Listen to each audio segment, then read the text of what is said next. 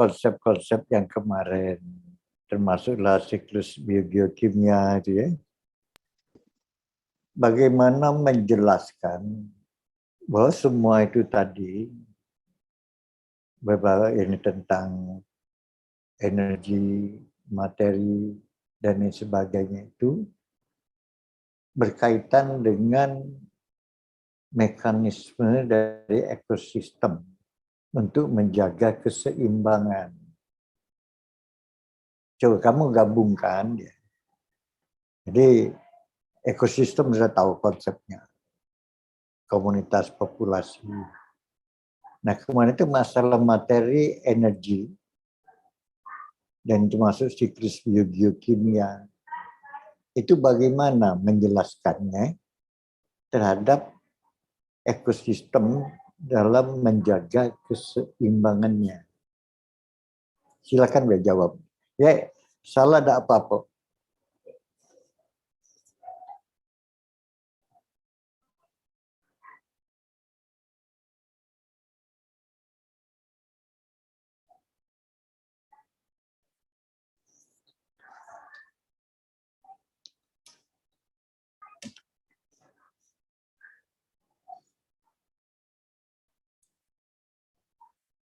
Silakan, ada yang bisa jawab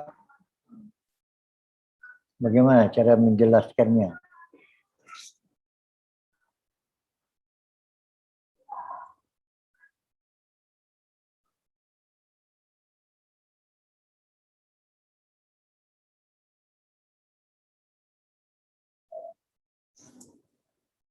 Kita bicara tentang struktur dan fungsi alam dalam ekologi.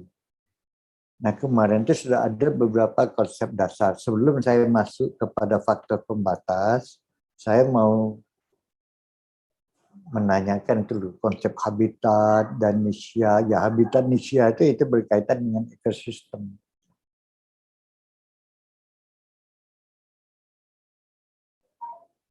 Jadi apa peran dari pemahaman konsep energi dan materi di dalam menerapkan atau nanti di dalam pengelolaan bahwa ekosistem itu perlu adanya keseimbangan dengan konsep-konsep itu tadi.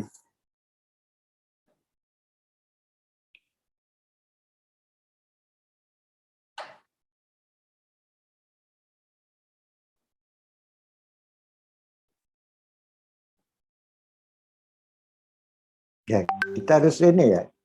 Jadi ada yang diberikan itu kamu harus mampu ya mensintesa, kemampuan mensintesa. Ini dari konsep-konsep tadi bagaimana kita nanti itu sebetulnya saya belum itu manfaatnya nanti di dalam pengelolaan ekosistem. Apabila terjadi gangguan bagaimana ini ekosistem itu berusaha untuk memulihkan dirinya. Nah, jadi ada mekanisme. Lalu untuk keseimbangannya proses apa yang kita pahami terjadi di dalam ekosistem itu?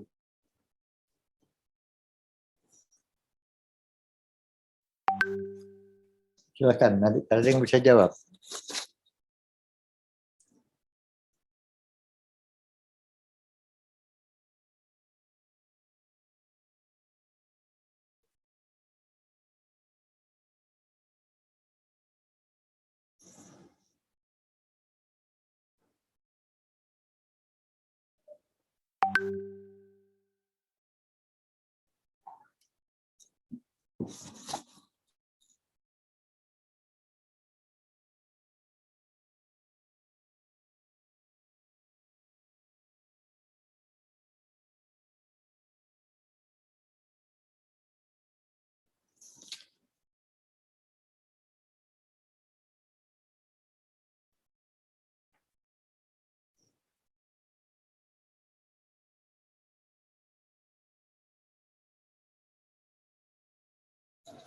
Ini kampus Merdeka itu mereka belajar. Jadi saya berikan merdeka juga menyampaikan pendapat, gitu ya. Salah nggak apa-apa. nggak apa-apa salah. Jangan khawatir bahwa ini apa atau malu itu. Jadi nggak usah ada itu. Jadi yang penting punya pendapat begini, setelah memperoleh apa yang saya jelaskan, kalau kebetulan mendengarkan, ya kalau nggak mendengarkan apa yang saya jelaskan ya nggak akan itu ya, nggak akan bisa menjawab. Izin menanggapi Pak. Silakan Anggi ya. Ya, jadi dari yang Anggi tangkap, nah itu jadi ekosistem itu mampu memelihara atau mengatur diri. Jadi organisme-organisme yang ada di ekosistem itu seperti tumbuhan maupun hewan itu punya kemampuannya sendiri untuk bertahan. Nah, kalau kemarin itu bahasnya itu homeostatis dalam ekosistem ya Pak. Nah, jadi pada proses homeostatis ini umumnya itu kecenderungan kecenderungan sistem-sistem biologi untuk bertahan hidup terhadap perubahan-perubahan yang ada di alam untuk menjaga keseimbangan. Nah, di sini juga kemarin kita itu kan lanjut materi habitat dan fungsia ya Pak, atau relung. Nah, kalau dalam ekologi itu ada relung ekologi. Jadi makhluk hidup itu bergantung tidak hanya pada di mana dia hidup saja, tetapi juga apa yang dia perbuat. Jadi saling timbal balik seperti itu Pak. Bagaimana mereka dalam mengubah energi. Nah, dalam mengubah energi itu kan tidak langsung, dibutuhkan juga energinya, sumbernya dibutuhkan. Terus bagaimana mereka bersikap atau berperilaku. Kan kalau di alam itu ada predator, ada yang produsen, ada yang konsumen, seperti itu. Ada konsumen puncak, di mana kemarin itu kita sempat bahas juga kalau konsumen puncak itu pasti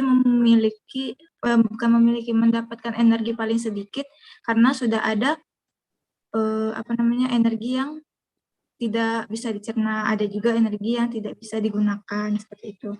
Nah, terus bagaimana juga tanggapan organisme ini terhadap lingkungan fisiknya seperti itu, serta baik abiotik maupun biotiknya sendiri, dan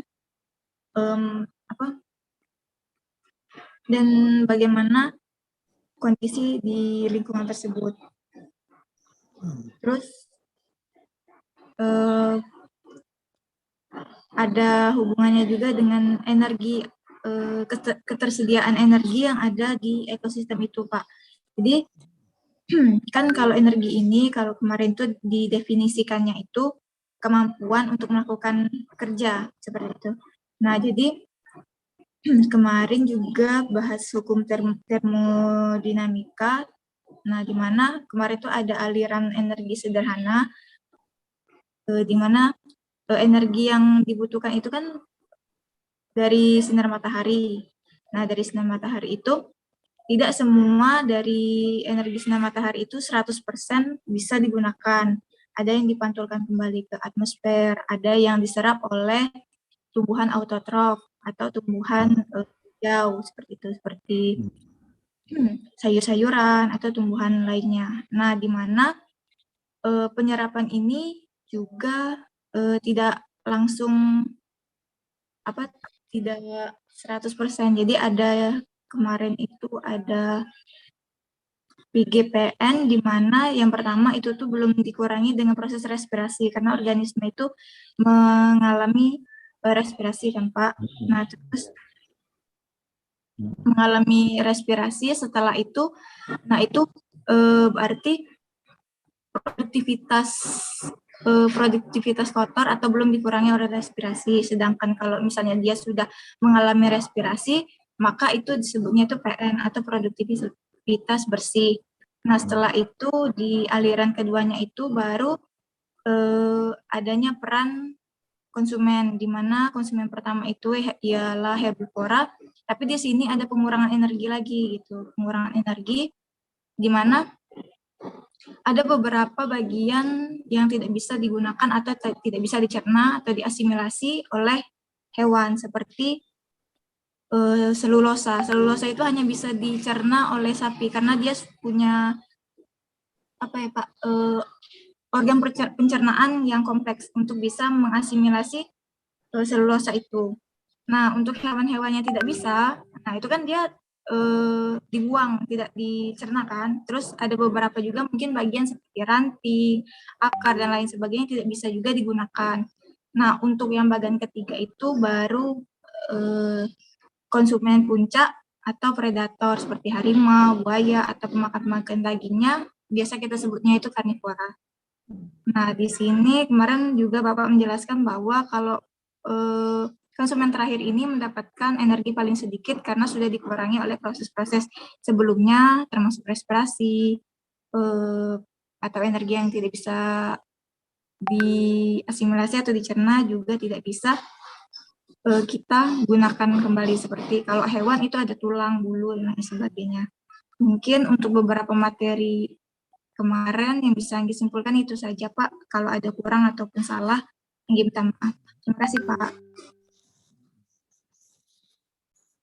Oke. Ada yang mau menambahkan penjelasan Anggi tadi?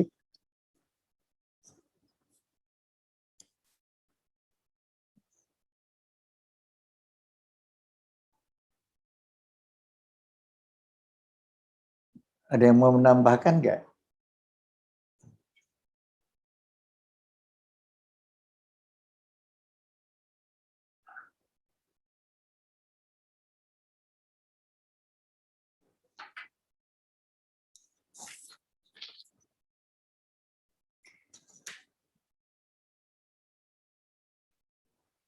Ya, jadi tadi dijelaskan oleh Anggi ya, bagaimana ekosistem itu dalam menjaga keseimbangannya. Tadi disebutkan ada suatu mekanisme homeostasis.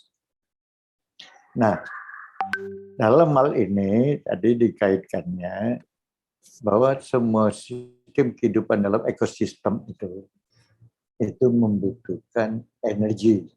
Ya. Semua makhluk hidup butuh energi. Dan energi ini di dalam ekosistem mengalami proses pemindahan atau perubahan dari produsen, konsumen satu, dan lain sebagainya melalui rantai makanan. Jadi kalau kehidupan itu dan lain sebagainya butuh energi, kuncinya apa? Maaf ya. Bukan COVID. Kuncinya apa? Sangat penting bahwa ekosistem itu harus dijaga dalam kaitan dengan energi.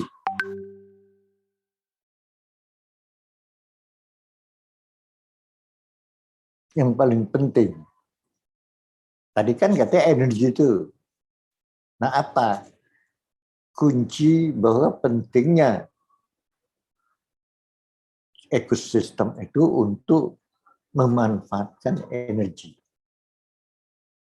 Karena energi itu kan tidak dapat diciptakan dan dimusnahkan, tapi dapat diubah dari bentuk satu ke bentuk yang lain.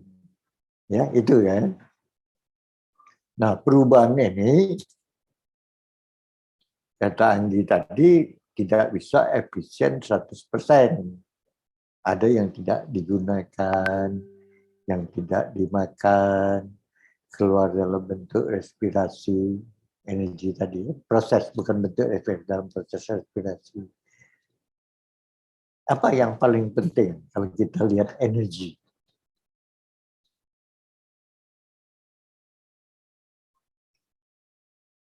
Boleh di darat, boleh di laut, di air, silakan. Ketersediaan materi bukan Pak. Apa? Ketersediaan materi. Ini energi, tentang energi dulu. Nanti baru materi, energi dulu.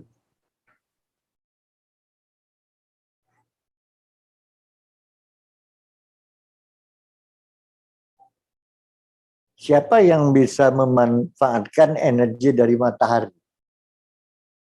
Izin jawab, Pak. Ya, Itu mungkin untuk yang paling penting menurut saya itu bagian dari produsen tadi, Pak. Kalau dari yang untuk daerah perairan itu mungkin alga dan juga tanaman yang ada di air yang mampu memiliki klorofil. Terus untuk yang di daratan itu tumbuh-tumbuhan yang memiliki klorofil yang mampu menyerap sinar matahari untuk merubah energi tersebut agar dapat digunakan oleh makhluk hidup yang lain.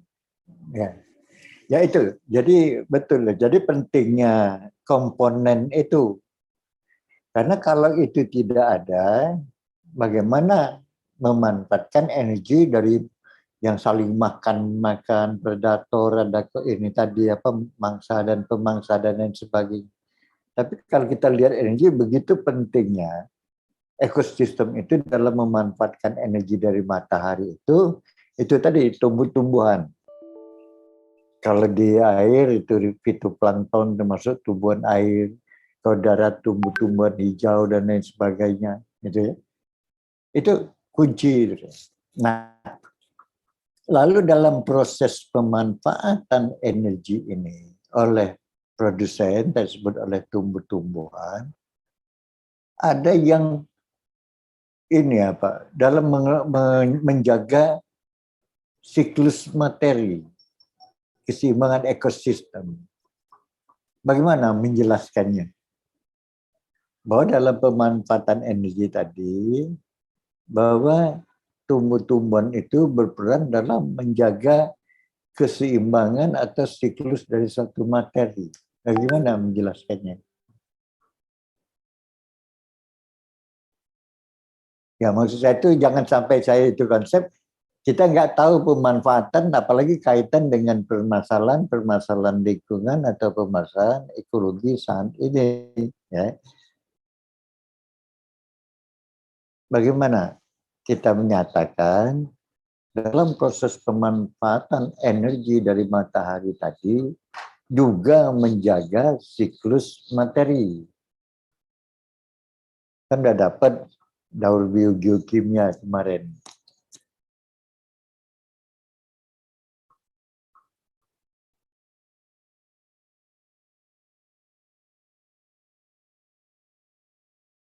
Ada yang bisa jawab? Silakan ya.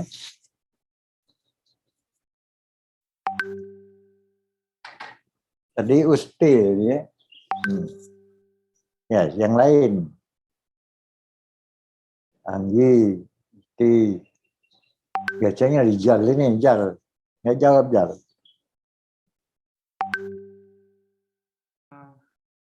Mohon maaf Pak, untuk pertanyaannya tadi saya masih belum ngeh Pak. Apakah boleh diulangin Pak? Kan begini, tadi disebut oleh Usti tadi bahwa pentingnya tumbuh-tumbuhan dalam memanfaatkan energi. Ya, sumber energi itu dari matahari, kan nggak ada lain dalam ekosistem. Nah, bagaimana menjelaskan dalam pemanfaatan energi dari matahari tadi juga terjadi proses menjaga siklus materi supaya berada dalam keadaan seimbang dalam ekosistem ini. Baik Pak, saya coba jawab ya Pak. Proses untuk aliran materi itu, kalau sepengetahuan saya itu kan kita tahu bahwa energi itu pada makhluk hidup atau organisme itu dibawa dalam paket-paket energi seperti ATP. Nah, di dalam ATP itu kan terdapat fosfor, Pak, yang kita tahu juga merupakan bagian dari materi. Nah, melalui proses makan-memakan itu kan sudah terjadi, Pak, aliran energi dan juga perpindahan materi dari satu organisme ke organisme lain. Berdasarkan penjelasan kemarin, kesimpulan dari pertemuan kemarin itu bagaimana proses aliran energi ini juga menjaga keseimbangan ekosistem adalah dengan pengurangan jumlah energi yang diterima dari satu tropik ke tropik berikutnya itu berakibat pada eh, jumlah populasi, Pak, pada trofik tingkat atas. Nah, karena trofik tingkat atas itu, karena jumlah energi yang diterima itu sedikit, biasanya itu ditandai dengan jumlah organismenya itu sedikit. Sedangkan jumlah organisme yang pada trofik... Jadi jangan jumlah, nanti supaya nggak bingung, biomasa saja. Karena kalau jumlah, kalau semut kan banyak, kalau gajah sedikit. Nah, jadi biomasa, kalau biomasa semut ditimbang itu ya, biomasa sedikit. Kalau energi sedikit, makin jauh biomasanya sedikit. Biomasa itu kan berat. Kalau berat 1 kilo, ada 100 berarti berbagi. Kalau 1 kilo cuma ada 2, masing-masing setengah kilo kalau kita sedikit ya. Jadi dalam hal ini kita nanti jangan menggunakan jumlah, nanti kita gunakan biomasa. Ya. Terus ya.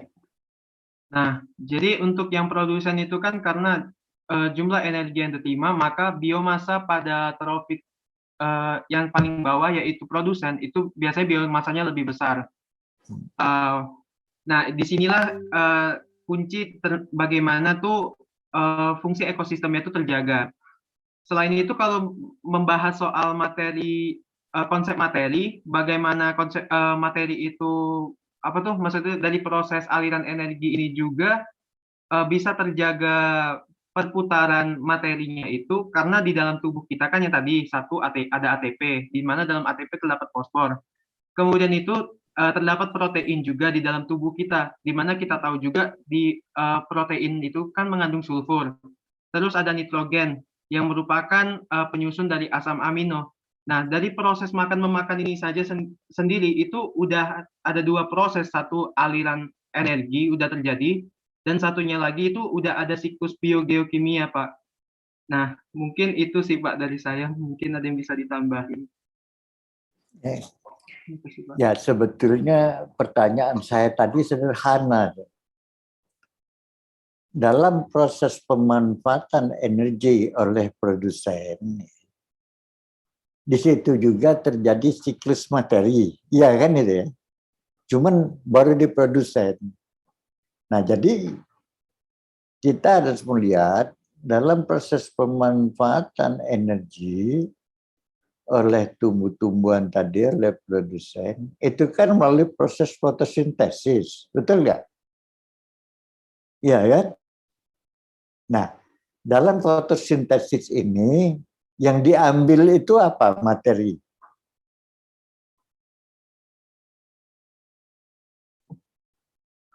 Karbon, Pak, dan air, Pak.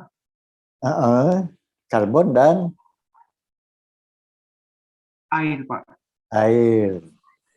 Dan sebetulnya di sini kalau kita melihat secara sederhana di siklus ini, tumbuh-tumbuhan mengambil karbon ya, CO2 dari udara ya, ngambil air dari tanah, ya kan? Nanti diikat, membentuk makanan melalui ini proses fotosintesis dalam bentuk karbohidrat, betul ya? Betul nggak? Jadi dia sudah ngambil karbon yang ada di udara, hasil dari aktivitas alam ataupun manusia, itu diambil oleh tumbuh-tumbuhan.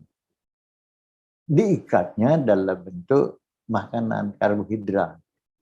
Jadi CO itu, kan kalau tidak diambil, CO ini kan masalah. Masalah nggak karbon dioksida kalau banyak di atmosfer? Iya, Pak. Masalah. Masalahnya apa? Dia membentuk apa? Dia dapat membentuk gas rumah kaca, Pak. Apa tadi? Bentuk apa? Gas rumah kaca. Gas Dia rumah bisa... kaca. Iya, betul, gas rumah kaca. Jadi kalau misalnya kita kan terus bernafas, ya. Bernafas kita apa yang kita keluarkan? Untuk CO2. CO2. Jadi selagi kita bernafas, aktivitas apapun, pembakaran dan lain sebagainya, dia mengeluarkan CO. Nah, CO ini ke atmosfer. Nah, siapa yang bisa mengambil CO? Ya. Jadi hanya tumbuh-tumbuhan, betul ya? Nah, jadi CO ini tumbuh-tumbuhan pun dilepaskannya CO2. Kapan dia melepaskannya oleh tumbuh-tumbuhan? Kapan tumbuh-tumbuhan melepaskan CO2? Ketika dia melakukan respirasi seluler, Pak. Melakukan respirasi. Jadi nggak usah seluler ya, respirasi itu dari mitokondria ya sel, cukup respirasi saja kita malah hidup kan. Nah, jadi respirasi tadi dikeluarkan CO, ada di atmosfer, lalu CO tadi diambil oleh tumbuh-tumbuhan, ya, dibentuklah karbohidrat, dan ada yang dikeluarkannya dalam fotosintesis yang bermanfaat bagi makhluk hidup. Apa? Yang dikeluarkan oleh tumbuh-tumbuhan dalam proses fotosintesis itu sangat bermanfaat bagi makhluk hidup. Oksigen bukan, Pak? Apa? Oksigen. Oksigen. Iya. Nah, oksigen pun mengalami perputaran kan. Jadi oksigen diambil oleh kita, terikat ya dalam bentuk makanan, mungkin memecah makanan, lepas diambil, dikeluarkan oleh proses fotosintesis. O2 tadi diambil oleh kita gitu untuk pembakaran. Itu kan siklus materi secara sederhana. Dan juga air. Tadi disebut Rijal, CO dan air. Air kan kemarin sudah ada siklus air ya. Air menguap dari dari laut. Ada juga proses evapotranspirasi oleh tumbuh-tumbuhan, lalu menguap, bentuk uap air di atmosfer, lalu dari situ nanti turun menjadi hujan. Hujan jatuh ke bumi, ke tanah, lalu diambil oleh tumbuh-tumbuhan. Ya, diambil oleh tumbuh-tumbuhan, nanti dilepaskan lagi. Dalam tumbuh-tumbuhan tadi ada yang tersimpan. Air tadi tersimpan di mana? Oleh tumbuh-tumbuhan. Kan ngambil air. Tumbuh-tumbuhan ini, kita sering nyiram air. Kan? Untuk apa aja kita air tadi?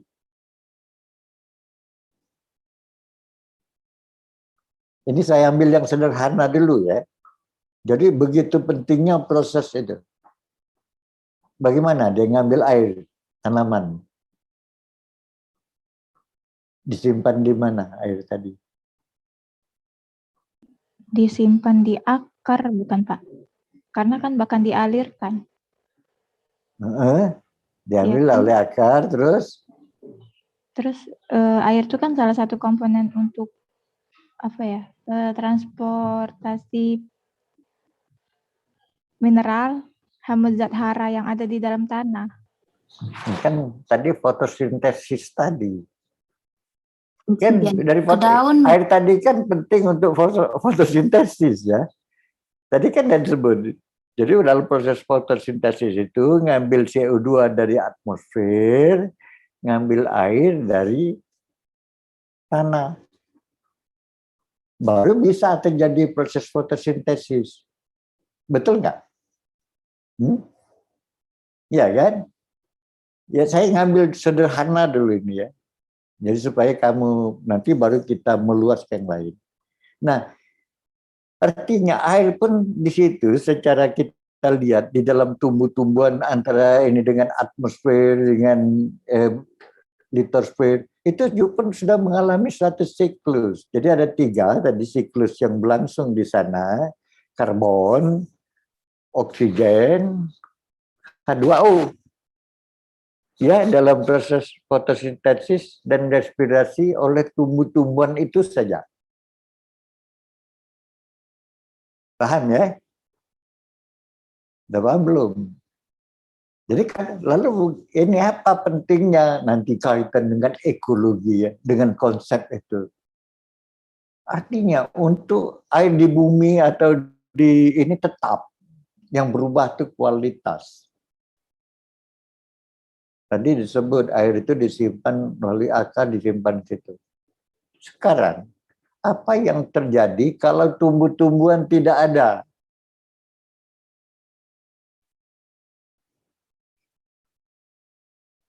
Ya. Apa yang terjadi kalau tumbuh-tumbuhan tidak ada di bumi ini, habis tumbuh-tumbuhan jadi pada pasir sudah, apa yang terjadi? Tidak ada proses aliran energi bukan Pak?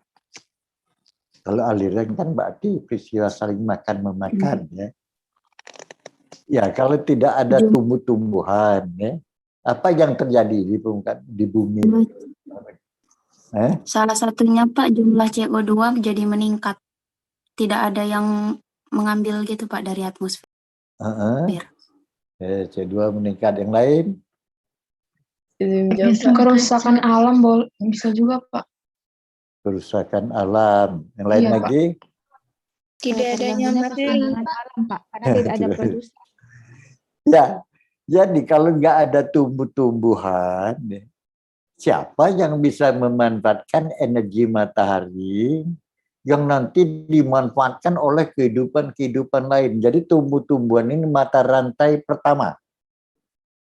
Ya, mata rantai pertama yang mampu menangkap energi, dan energi ini dibutuhkan untuk melakukan kerja bagi makhluk hidup yang lain. Baru masuk dia ke mata rantai. Artinya tidak ada kehidupan. Ya enggak? Lah, gimana? Hewan mau makan apa? Energinya dari mana? Tumbuh-tumbuhan enggak ada. Oke, sementara itu ini ular sawah makan tikus. Nanti tikusnya habis kan? Enggak ada makanan. Tumbuh-tumbuhan enggak ada. Nah, lalu artinya apa? Kalau tikus habis, ular sawah habis. Enggak ada yang dimakan lagi. Ular sawah nanti dimakan oleh apa? Elang misalnya. Ya. Elang juga habis. Artinya kehidupan ini akan punah kalau tidak ada produsen. Itu pentingnya mengapa kita di dalam hal ini tumbuh-tumbuhan itu. Tapi terkait ini tadi energi ya. Saya bicara energi, tumbuh-tumbuhan tadi. Lalu apa kaitan dengan air kalau misalnya tumbuh-tumbuhan tidak ada?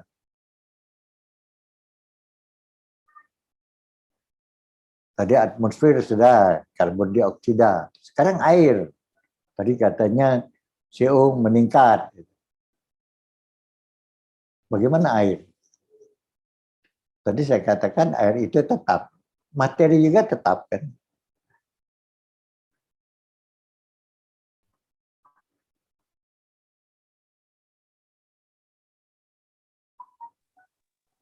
Izin menjawab, Pak.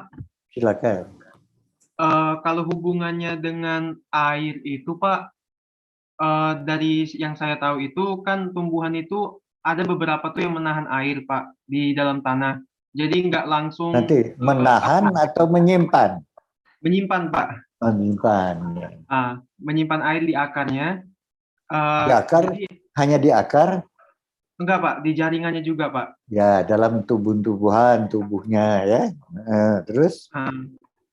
Nah, jadi air itu tuh nggak serta-merta langsung diuapkan ke atmosfer, Pak. Jadi kalau kita lihat di tempat yang gersang itu kan, karena dia tidak ada tumbuhan itu kan, sebagian besar air yang jatuh ke tanah itu kan pada kondisi yang kering itu langsung nguap tuh, Pak. Nah, sedangkan kalau misalnya ada tumbuhan, dia tuh nggak langsung nguap ke atmosfer, Pak. Mungkin itu, Pak. Ya. Sekarang gini, berapa persen air di dalam makhluk hidup? Berapa Kalau dalam persen tubuh air? lebih kurang 80%, Pak. Ya, berapa? Berapa persen? Intan, ya. 80%. ya antara 60 sampai 80 itu kalau tumbuhan air ya. Kalau tumbuhan itu rata-rata 60. Nah, sekarang kalau berat apa tumbuh-tumbuhan, ya, kita nggak usah dulu hewan ya, tumbuh-tumbuhan. Kalau kita hitung beratnya itu 100 ton, ya, atau ini nggak usah lah supaya gampang, nggak usah ton, 100 kilo berat tumbuh-tumbuhan. Kilo ini kan kali 10 pangkat berapa, kita ambil 100 kilo. Berat air di dalam tumbuh-tumbuhan itu katakanlah ambillah 60-80, kita ambil 70. Berapa kilo air yang ada di dalam tumbuh-tumbuhan? Berat tumbuh-tumbuhan tadi 100 kilo. Ya, total ya berat ini dengan airnya. Sedangkan tumbuh-tumbuhan itu kita umpamakan menyimpan air 70%. Ada berapa kilo air di dalam tumbuh-tumbuhan? 70 kilo, Pak. 10, Berapa? Pak. Berapa? 70 kilo. 70 kilo. Ya, 70 kilo air. Tadi saya katakan air itu tetap. Sedangkan tumbuh-tumbuhan mampu menyimpan air 70%. Sekarang kalau tumbuh-tumbuhan ini tidak ada, kemana air?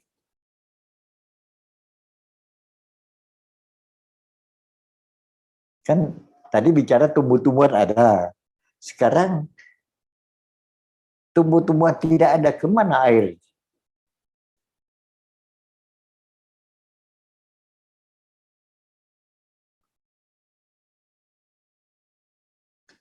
Ya ke lingkungan kan. Air itu kan tetap, saya katakan. Berubah sedikit, berapa ribu tahun, berapa ratus tahun ini ya. Sedikit sekali berubah kuantitas. Yang berubah itu kualitas. Jadi dia kembali ke lingkungan. Di lingkungan seperti ya bisa dalam bentuk salju, bentuk uap air, bisa bentuk air biasa, asin atau tawar. Jadi ke lingkungan. Artinya peran tumbuh-tumbuhan itu dia tuh menyimpan air supaya tidak menimbulkan bencana banyaknya air di bumi ini, masih di lingkungan ya.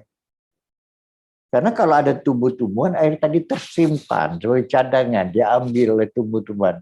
Sehingga tercegah naiknya permukaan air, tercegahnya banjir, dan sebagainya. Itu kita bicara tentang fungsi. Jadi mengkaitkannya itu ya dengan pengetahuan tadi terlampau jauh, sudah ke ATP, ADP kita, ekologi ini. Nggak sampai ke itu, jangan bicara sel apa semua, itu cukup pengetahuan saja ya. Kan kemarin sudah saya buat spektrum ya, karena nanti kamu bingung, jadi tidak usah misalnya terlampau ini apa seluler dan lain sebagainya. Kita kan bicara ekologi.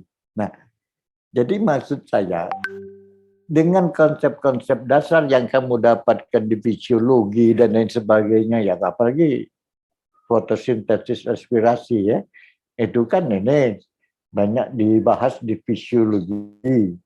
Tapi kita nggak perlu membahas proses fisiologi nanti melalui siklus Krebs, siklus ini, nah, nggak usah ya, nggak usah ke sana. Cukup kita bicara tentang tahapan kita itu populasi sampai ekosistem, komunitas. Nah artinya begini, maksud saya, begitu pentingnya tumbuh-tumbuhan dalam menangkap energi dan juga menjaga siklus. Itu baru siklus sedikit. Kalau kita lihat siklus karbon, siklus air, oksigen. Nah, kemudian kita kembali ya, tadi banyak juga disebut sama Rizal, apa tadi yang tentang protein, asam amino ya. Nah, jadi dari karbohidrat yang betul ini kan nanti diubah oleh tumbuhan protein dan lain sebagainya. Nah sekarang kalau sudah mengalami penumpukan materi di dalam kehidupan, Apakah selalu di dalam makhluk hidup, materi dan energi tadi? Selama-lamanya dalam makhluk hidup, apa tidak? Tidak, Pak. Tidak. Kenapa? Kenapa? Makhluk hidup kan mati, ya. Pasti mati kan? Setiap kehidupan, setiap makhluk hidup pasti mati. Nah, sekarang mati. Ya. Dia mati ini, itu kan ada materi dan energi. Betul nggak? Ada materi dan energi dalam makhluk hidup. Misal kambing, tumbuh-tumbuhan mati kan? Itu kan ada materi dan energi. Materinya apa? Tadi disebut fosfat, nanti fosfat itu untuk ATP ya, tidak? Nitrat, N, nitrogen, dan lain sebagainya. Itu kan di dalam makhluk hidup. Nah sekarang dia mati, kalau tidak ada yang merombak, ya mayit. Ya mayat ya sebuah daun yang jatuh yang itu tadi tetap aja seperti itu. Seumur-umur ya. Tapi tidak nyatanya. Diciptakan oleh Tuhan ada makhluk lain yang mengambil itu.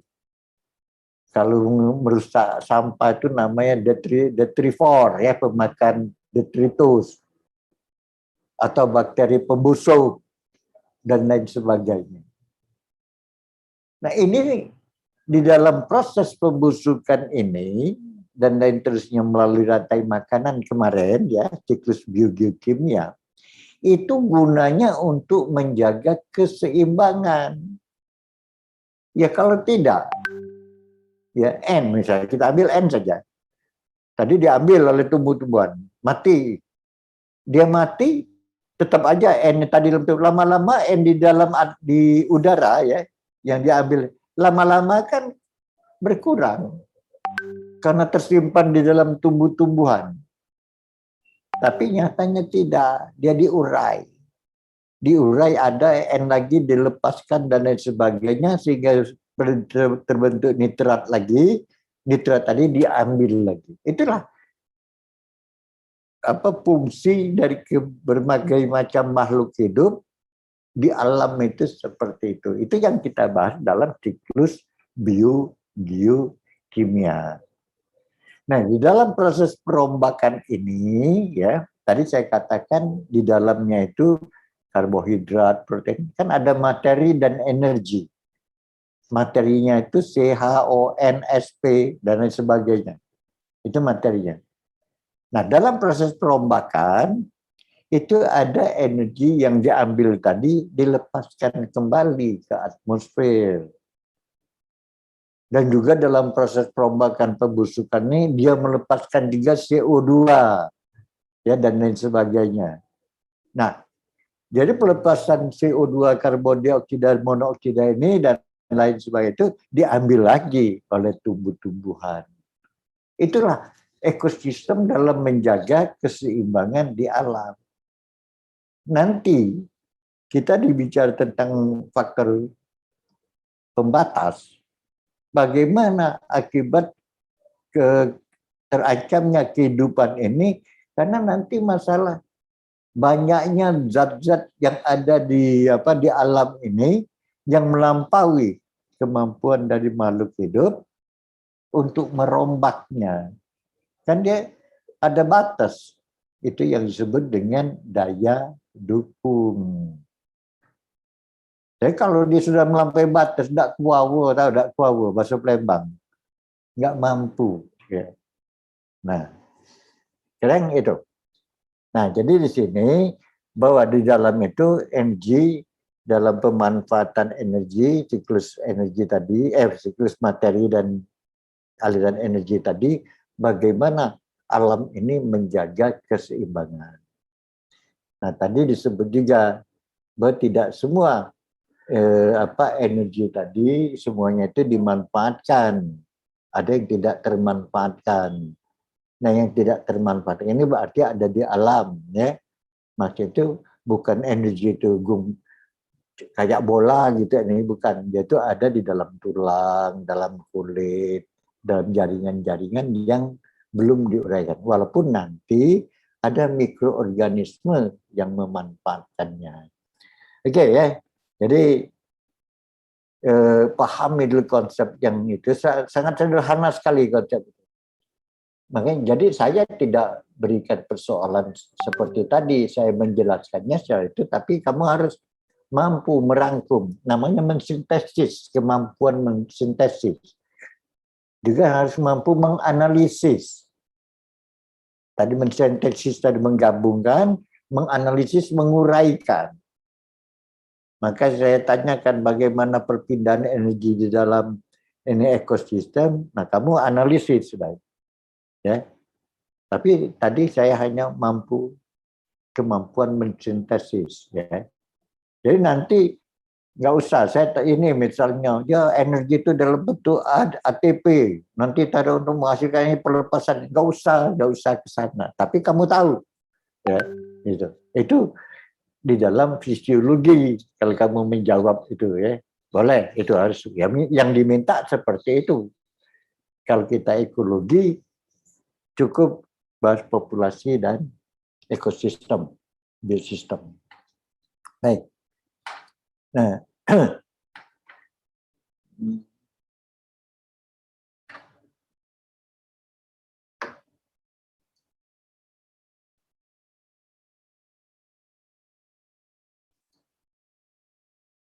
oke.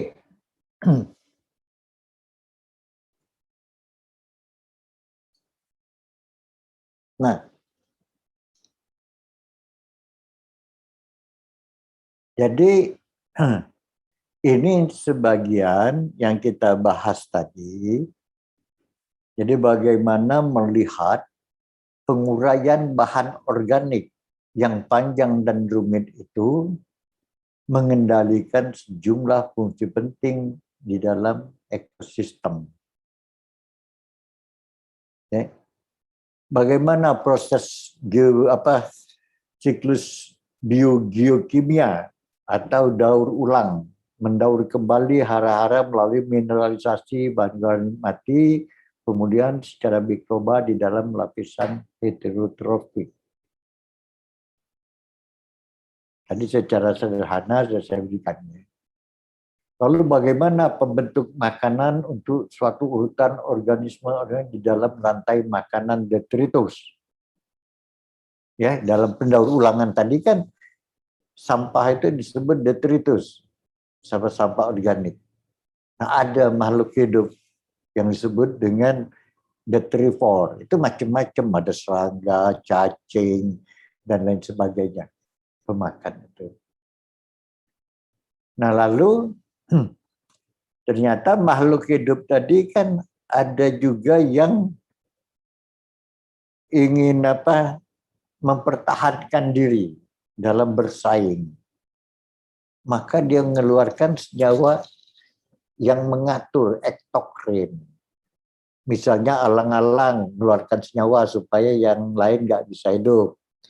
Ada jamur, ya, mengeluarkan senyawa ektokrin, misalnya penisilin dan lain sebagainya. Itu semua supaya dia tidak mampu bersaing dengan yang lain dalam memperebutkan makanan. Nah, lalu bagaimana terjadi modifikasi bahan-bahan yang lembab dari permukaan bumi ini untuk membentuk senyawa-senyawa yang kompleks dan unik, yaitu dari tanah.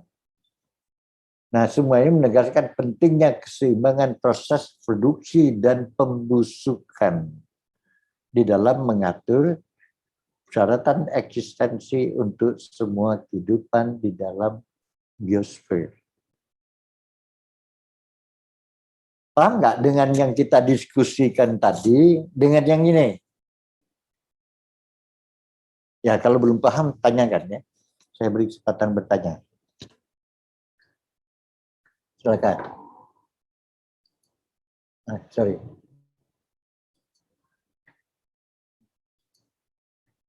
Mana tadi?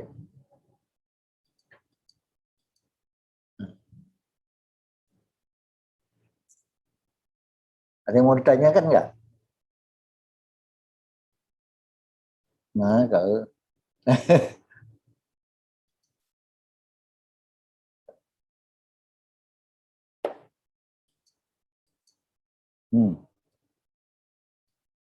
ada yang mau ditanyakan?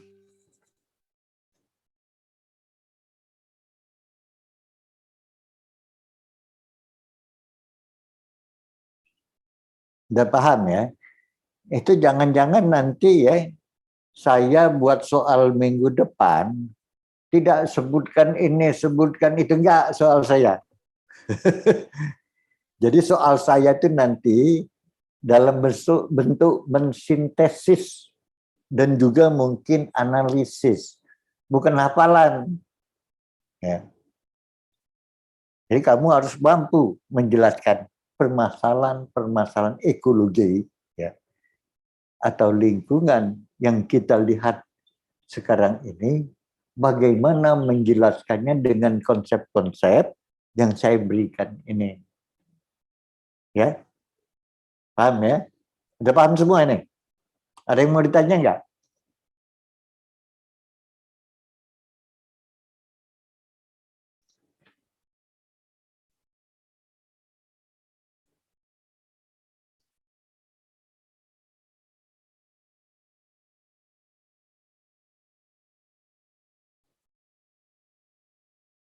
Nah, jadi semuanya itu yang konsep itu tadi, ini sebetulnya ekosistem itu. Dia punya kemampuan homeostasis. Tadi sudah disinggung oleh Anggi saya tadi. Nah, jadi di sini bagaimana dia mengatur supaya dilakukan komponen-komponen populasi, ya. Kita pun harus begitu, punya, apalagi masa pandemi COVID-19 ini ya. Kalau nggak punya kemampuan homeostasis, di mana tubuh kita itu supaya melawan virus itu, itulah supaya ada imunitas. Dan imunitas ini dibentuk melalui mekanisme di dalam tubuh kita. Itu terlampau ini ya, nanti bukan ekologi, ya terlampau fisiologi. Nah, tapi sama prinsipnya. Di dalam tubuh itu ada sel darah putih dan lain sebagainya itu untuk menyerang. Di sini juga dia mampu memulihkan, tetapi ada batas kemampuan itu tadi. Nah, batas inilah yang akan kita bahas di dalam kehidupan memiliki faktor-faktor pembatas, ya di sini. Nah, ini tadi, ini sebetulnya untuk apa sih ini makan-memakan ada ini? Ya ini sebenarnya ada pengaturan juga. Kalau pemangsa banyak, maka dia menekan mangsa. Mangsa turun, nanti lama-lama dia juga terpengaruh, turun juga. Begitu yang ini turun, pemangsa, yang ini naik lagi, ya. Begitu naik, dimakan lagi, turun lagi. Ini saling, ini melihatnya itu seperti ini, ya. Ya, jadi kemarin sengaja saya lewatkan, ini sudah, ya. Nah, jadi kalau pakai gambar itu kira seperti ini.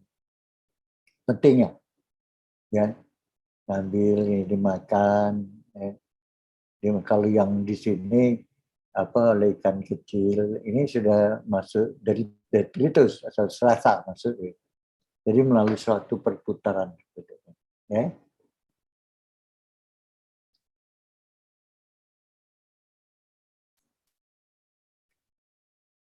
Ini di air. Ini di darat sama ya, nanti ini mati ada pengurai ya. Ini semua adalah mekanisme bagaimana alam itu menjaga keseimbangannya. Kalau tidak ada ini, artinya keseimbangan itu terganggu. Nah ini nanti ada kaitan dengan keanekaragaman hayati itu, bagaimana menjaga keseimbangan dari ekosistem. Ya. Nih. Nah, jadi tadi dari mata rantai yang sudah disebut juga tadi bahwa makin ke atas makin sedikit. Jadi ini siapa? Ijal ya. Kalau jumlah individu, nah kalau kita bicara jumlah ya, nanti agak beda. Ya kalau kebetulan di puncak di sini adalah hewannya kecil-kecil, banyak dia ya. Tapi kalau di puncak sini misalnya harimau sama itu, ya sedikit. Makanya kalau kita biomasa, maka di sini sebut energi, piramida energi, bukan piramida jumlah individu. Mengapa? Kalau misalnya ini tanaman ya, dia ini dimakan oleh serangga, misalnya semut, ya.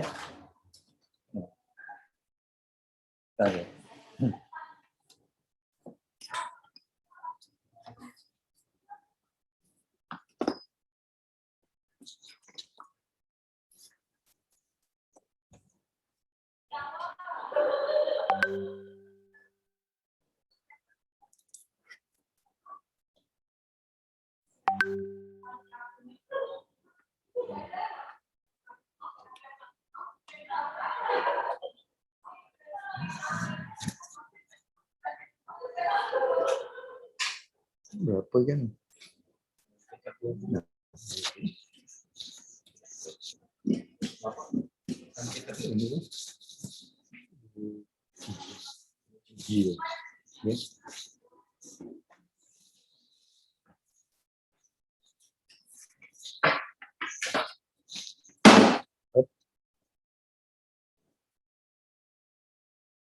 Apa gitu. Oke. Nah, jadi kalau kita lihat itu kita seperti ini, piramida juga ya. Nah, misalnya ini. Dia dimakan semut. Ini kan satu ya, jumlah ya, jumlah. Dimakan oleh semut, semutnya banyak. Misalnya satu pohon mangga. Kalau kita bicara jumlah individu, berapa jumlah produsen satu pohon mangga? Tapi di pohon mangga itu banyak ulat. Ulatnya kan nggak satu, bisa ratusan mungkin. Kalau dibuat dalam bentuk piramida jumlah, maka ini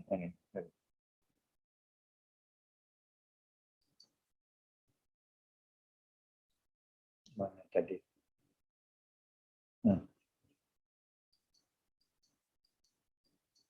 Nah, kalau piramida jumlah, maka ini kecil, yang di sini besar konsumen, makanya nggak klop. Tapi kalau kita timbang biomasa, berapa jumlah ulat di atas pohon mangga, di pohon mangga kita timbang, dan pohon mangga kita timbang, maka dia akan berbentuk seperti ini kalau kita bicara energi atau biomasa. Makanya jangan piramida jumlah. Ya, kalau piramida jumlah nanti kita lupa pohon mangga satu, itu burungnya banyak makan atau apa? Burung makan apa sih? Enggak burung makan mangga enggak ya. Atau ini buah salam misalnya. Ya pohonnya satu, Pak, tapi burungnya banyak. Enggak benar ini piramida. Bukan enggak benar piramidanya, tapi enggak benar menerjemahkan jumlah individunya. Tapi kalau biomasa tetap pasti seperti ini. Mengapa? Ya, ini tadi ya. Setiap dia pindah ke sini ada energi yang terlepaskan, ya, terlepaskan pindah ke sini. Kami ingat rantai ya, rantai makanan, aliran energi. Jadi makin ke ujung makin kecil. Nah, makin ini menggambarkan siapa yang berada di top karnivor ini, ya, maka biomasanya kecil. Kalau biomasanya kecil, ukuran individunya besar-besar, maka jumlah individunya sedikit. Ya, paham ya? Ya. Tapi kalau dia kecil-kecil, misalnya yang top di sini adalah apa? Misalnya yang kecil-kecil, elang misalnya ya, elang ada elang itu paling berapa beratnya? 2 kilo kali. Ya, itu kalau ada 100 ininya berarti ada 50. Tapi kalau harimau, berat harimau itu 50 kilo berarti cuma ada 2. Makanya kalau jumlah individu agak ini, dia tidak akan berbentuk piramida seperti ini. Oke. Faktor pembatas. Kita istirahat dulu ya. Ya, sambil mencernakan 10 menit ya. Minum, mau apa silakan. 10 menit. Iya, Pak.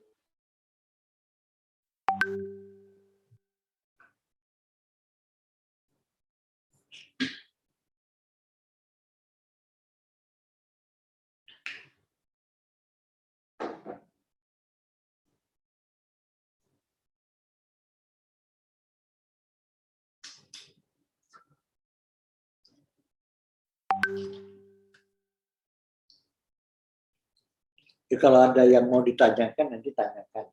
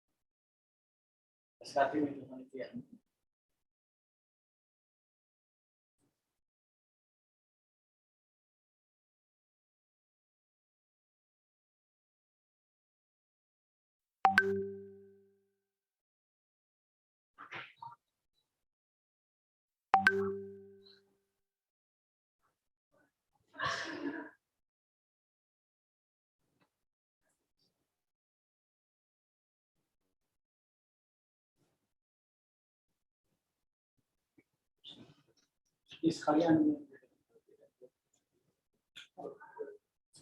kontrak.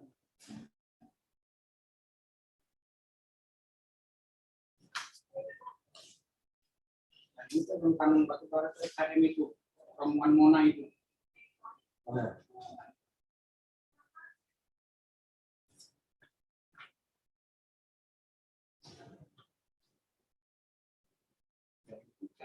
Ibu Mona.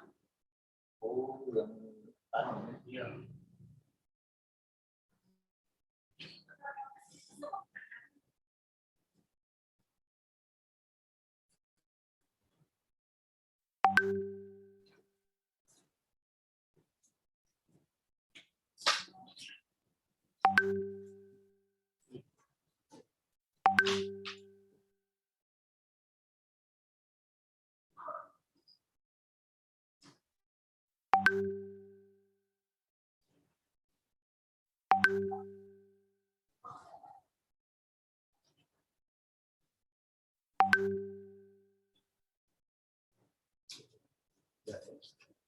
Tapi zuhur. Ya, susah.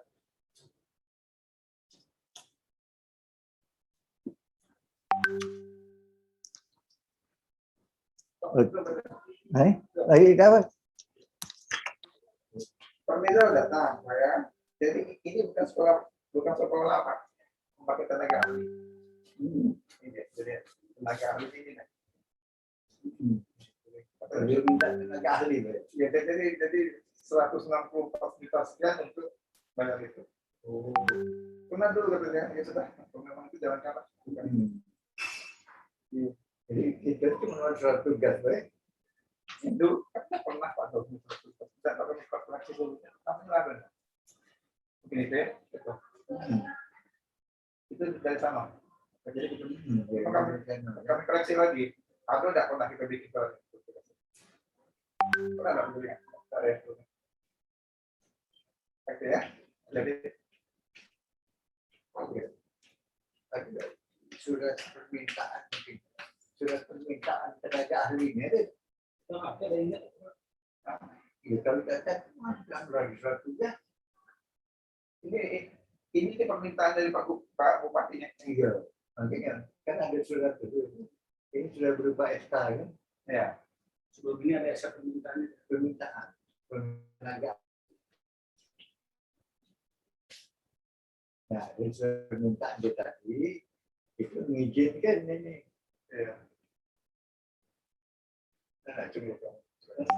Ayat surat permintaan. Tadi jadi dasar apa? Dasar kita menugaskan.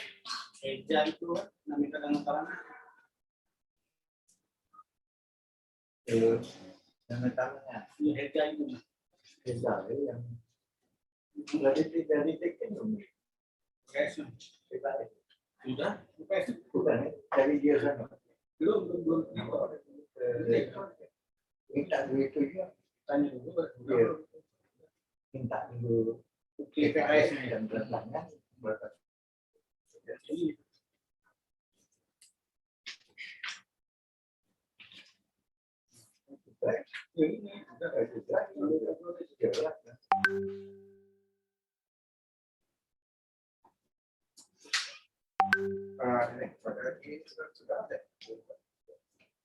Coba tanya susah deh Pak. Maksudnya itu usulan nama-nama ini kan dari pertanyaan itu ada nggak usulannya?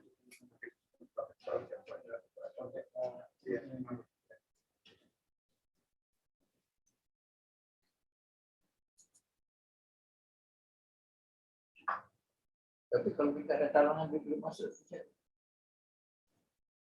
Kalau duitnya ada, udah katanya.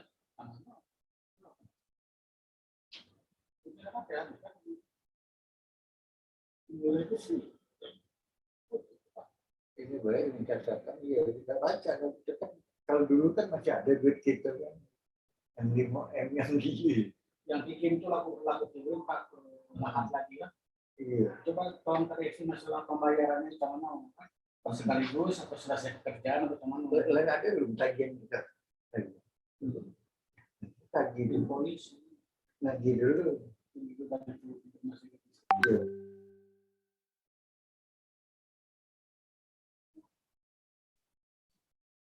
Kalau itu bukan itu minta dulu ini apa? Soalnya dana kita habis. Minta ini duitnya masuk baca.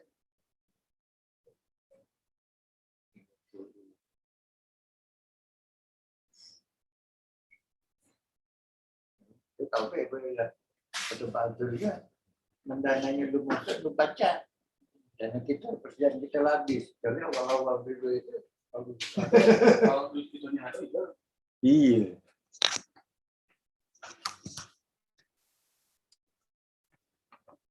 Oke, kita lanjutkan ya.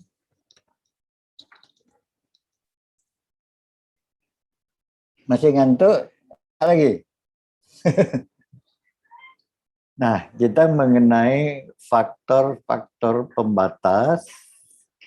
Jadi, setiap makhluk hidup itu ada batasnya. Ya. Nah, ini awalnya itu ditemui oleh Liebig tadinya menyebutkan bahwa semua makhluk hidup itu kalau kebutuhannya tidak terpenuhi katanya atau dalam jumlahnya sangat sedikit sekali, maka itu akan mengalami gangguan. Liebig ini dulu mengenai tanaman. Tahun 1800 berapa? Lama kan. Nah, dari hasil penelitian ini bahwa katanya setiap makhluk hidup itu menunjukkan perbedaan materi.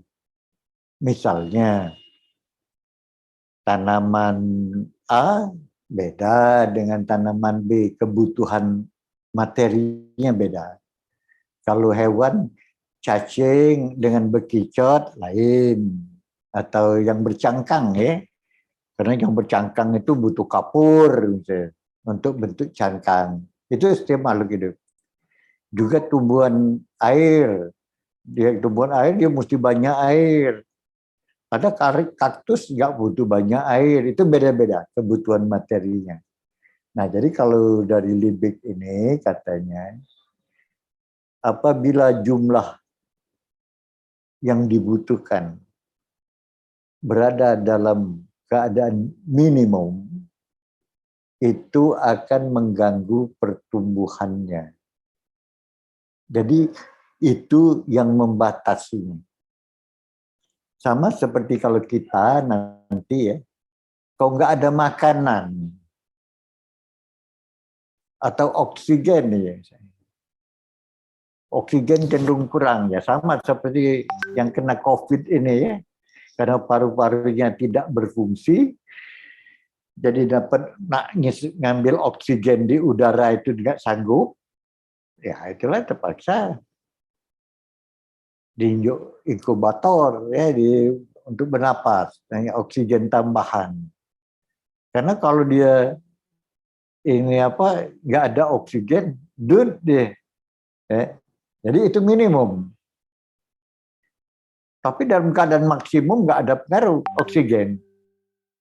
Kebanyakan oksigen itu nggak menyebabkan kematian kan. Nah, jadi disinilah hukum minimum Liebig pertama.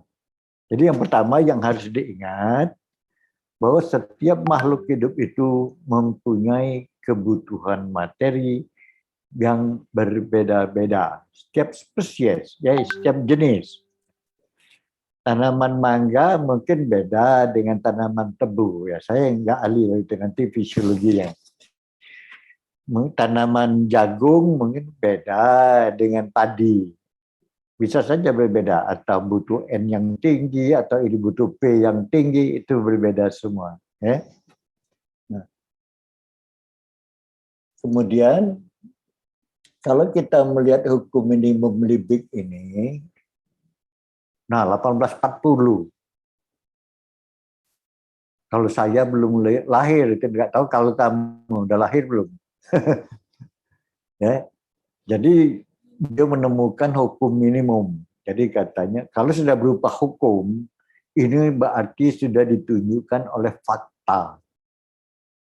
Kalau belum ada bukti fakta-fakta, dia tetap teori, ya, masih teori. Tapi kalau sudah ada fakta yang seperti itu, maka dia menjadi hukum. Maka disebut hukum minimum Liebig bagi makhluk hidup yang membutuhkan oksigen yang terbatas terpengaruh. Ini pada makhluk hidup yang bersifat anaerobik. Yang aerobik, maaf. Yang bersifat aerobik, di mana oksigen dibutuhkan.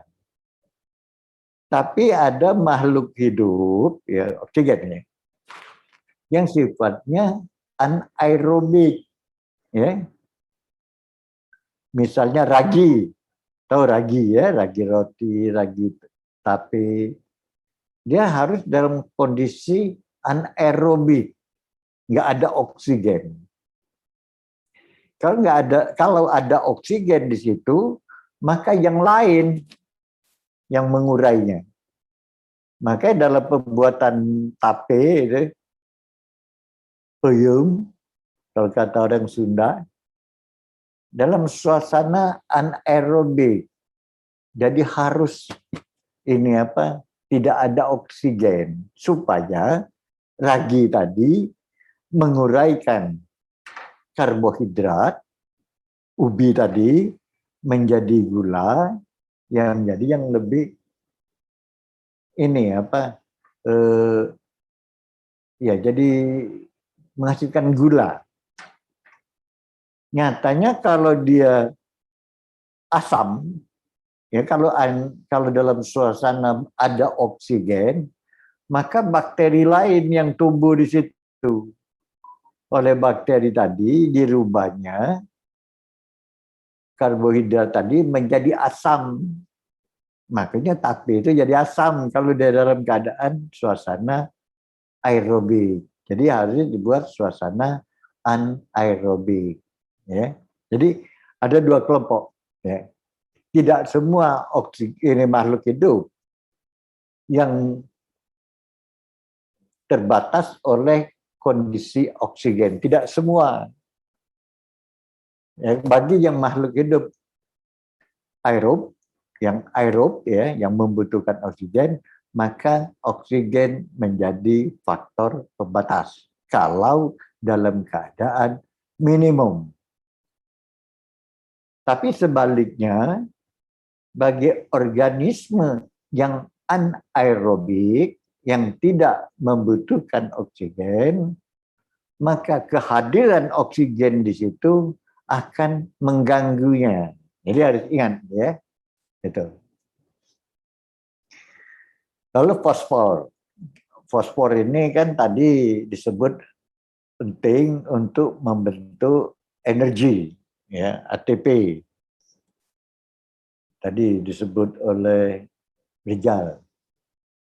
Nah, ada yang lain bukan fosfor, misalnya N. Ada misalnya ini apa, Cu misalnya, tembaga, dan itu semua beda-beda. Ya, sulfur juga beda-beda setiap jenis.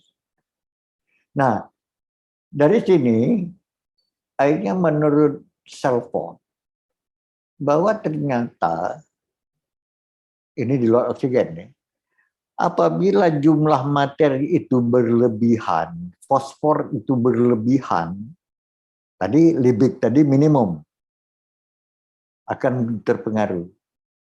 Tapi kata Salford, tidak hanya kekurangan, terlampau berlebihan pun berpengaruh. Itu menurut Salford. Memang kenyataan seperti itu.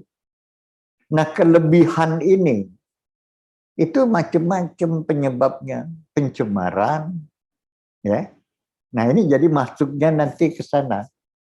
Jadi kalau kita melihat unsur nitrogen N, amoniak, gitu, terlampau berlebihan berada di perairan atau di udara, ya, itu menyebabkan gangguan atau kematian bagi kehidupan, berlebihan, terlampau berlebih. Nah, inilah munculnya hukum toleransi Salford, minimum dan maksimum azasnya itu. Nah, batas minimum dan maksimum itulah batas toleransi dari makhluk hidup. Ya. Kalau kita kan punya toleransi, makanya kalau kita sakit kena COVID itu diukur saturasi oksigen berapa? Oh 90, 98 gitu. Oh itu masih batas. Tapi sudah turun 50, nah ya, makanya gak diukur. Orang yang kena COVID itu kalau masalah respirasi, pernafasan. Oh ininya saturasinya sudah ini 50 dan saturasinya berfluktuasi. Naik turunnya itu terlampau cepat, tidak stabil. Nah, ini sudah harus hati-hati artinya kehidupan. Karena oksigen merupakan faktor pembatas dalam keadaan minimum bagi makhluk hidup yang aerob. Ya, yang aerob. Tidak berlaku pada yang anaerob. Gitu. Ya. Ada yang mau ditanyakan loh? Sebelum lanjut.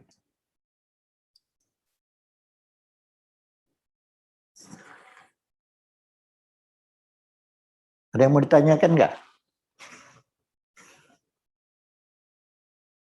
Oke. Nanti kalau itu minggu depan masih sempat bertanya ujian kita sebentar kok. Ya. Nanti ada kesempatan bertanya. Tes, bukan ujian, tes. Karena ujian mid semester nanti Pak Indra sama ujian semesternya Pak Ibu Saprina. Mungkin paling saya diminta juga 1-2 soal.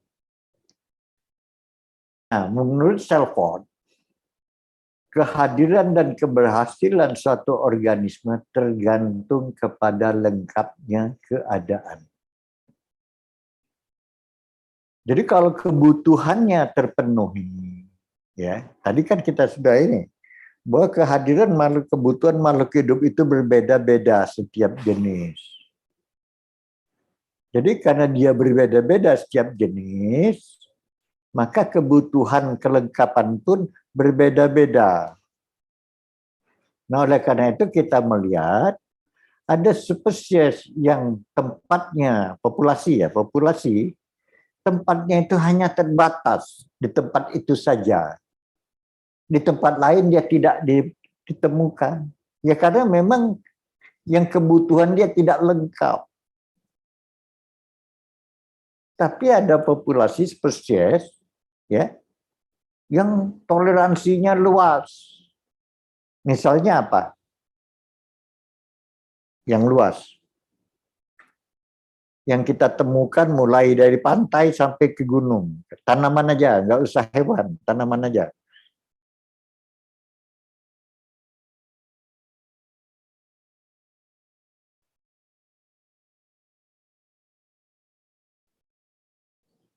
Silakan, ada yang bisa jawab?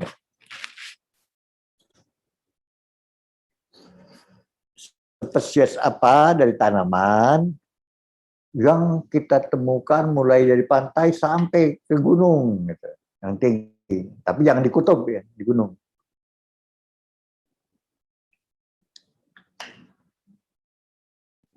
Izin menjawab, Pak. Ya, Rumput-rumputan enggak, Pak?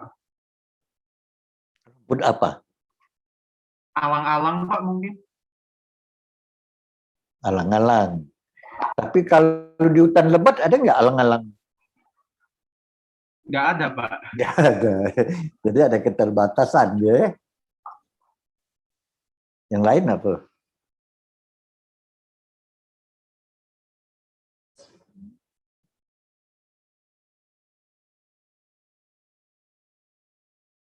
Kelapa. Ya enggak? Kamu temu nggak kelapa di pantai?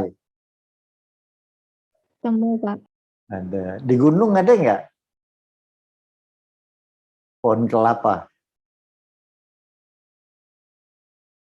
Ada, Pak. Ada. Jadi kelapa itu memiliki kisaran toleransi yang luas. Artinya ya, dia dalam ketinggian berapa saja dia bisa hidup. Nah lalu misalnya ini aja, gelam. Tahu pohon gelam?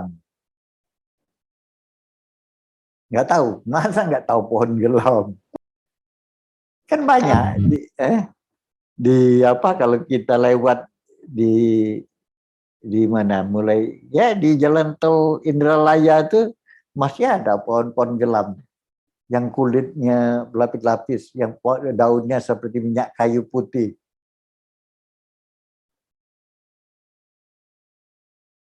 Masa lu kan waktu biologi umum praktikum semua itu nggak tahu pohon gelam ya. Melalui lekadendron mengkali, kalau gelam nggak tahu. Nah, gelam. Gelam itu ditemukan di daerah sini, apa di daerah rawa-rawa yang kondisinya asam. Ya, pH tanah dan airnya itu asam. Di tempat basah dia nggak ada. Di batu-batu kapur itu yang basah itu ya, nggak ada dia. Jadi keasaman pH itu membatasi buat dia. Lalu suhu.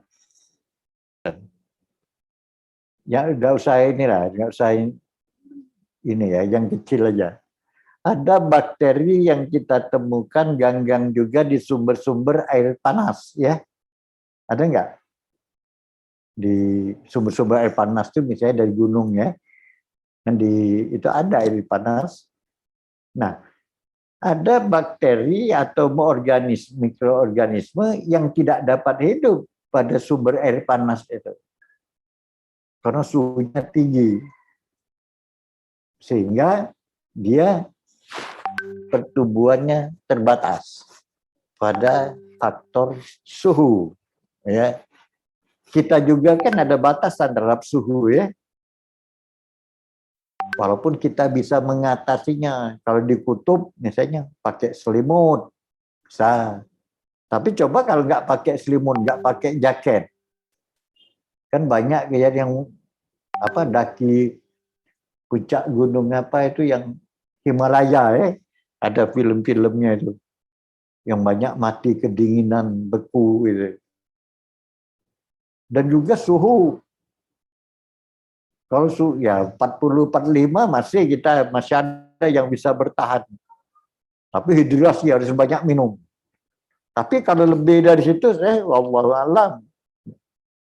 Ya, jadi itulah yang membatasi maksudnya itu. Itu suhu tadi, ada pH, ada juga kadar garam. Kadar garam misalnya ikan laut nggak ketemu di sungai. Ikan sungai juga belida, nggak ada di laut. Kalau ada di laut berarti belida nekat, itu namanya. Ya, itulah yang membatasi. Nah, artinya nanti kita bicara kekurangan dan kelebihan ini, inilah nanti masalah pemiskinan atau berlebihan, pelimpahan, menyebabkan gangguan dari organisme. Kalau pencemaran itu berlebihan, misalnya pabrik itu mengeluarkan amoniak. Amoniak itu dibuangnya ke sungai. Ya banyak ikan mati karena berlebihan terlampau. Bukan berarti ini tidak dibutuhkan di sungai N itu. N itu dibutuhkan nanti dirubah dalam bentuk nitrat, nitrat diambil oleh fitoplankton, fitoplankton dimakan oleh ikan. Tapi fitoplankton juga dengan banyaknya N, terlampauannya itu pun bisa mengganggu kehidupannya, keracunan. Nah, oleh karena itu, di sini ketiadaan ya atau kegagalan suatu organisme dapat dikendalikan oleh kekurangan atau kelebihan, baik secara kualitatif, kalau air kualitatif kan kualitas, dan kuantitatif dalam bentuk jumlah dari salah satu faktor dan beberapa faktor yang mungkin mendekati batas-batas toleransi organisme tersebut. Jadi dengan adanya batasan-batasan ini, maka kita menemukan nanti masalah penyebaran. Ada tersebarnya itu merata, ada tersebar itu hanya kelompok, kita kemarin sudah bicara, distribusi. Ya mengapa sih tanaman ini ada di sini saja, nggak ada di sana? Misalnya tadi sebut, tadi alang-alang. Alang-alang pernah saya jelaskan juga, dia ingin cahaya matahari yang berlimpah, berlebih. Coba ada anggrek yang nggak mau ada cahaya matahari yang berlimpah. Dia pengen tempat teduh, anggrek. Ya. Nah, dengan adanya batas-batas minimum maksimum ini, maka kita bisa mengendalikan lingkungannya atau mengendalikan individu itu. Jadi dengan tahunya, alang-alang kan mesti kita kendalikan katanya, karena menyebabkan lahan-lahan kritis. Nah, mengendalikannya dengan cara alami, ya masalah faktor pembatas ini kita gunakan. Oh, dia ini butuh cahaya banyak. Oh, gitu kita tanami pepohonan. Itu secara ekologi. Kalau misalnya semprot dengan herbisida dan lain sebagainya, yaitu cara pengendalian kimia. Tapi secara biologi ya seperti ini, dengan mengenal faktor-faktor pembatas. Ya. Oke.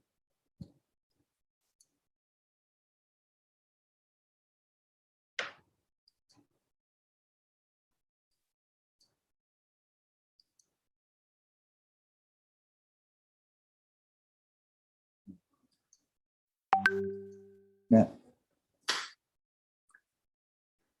jadi ada tambahan. Organisme-organisme dapat memiliki kisaran toleransi yang lebar bagi suatu faktor. Tapi ada juga sempit untuk faktor yang lain.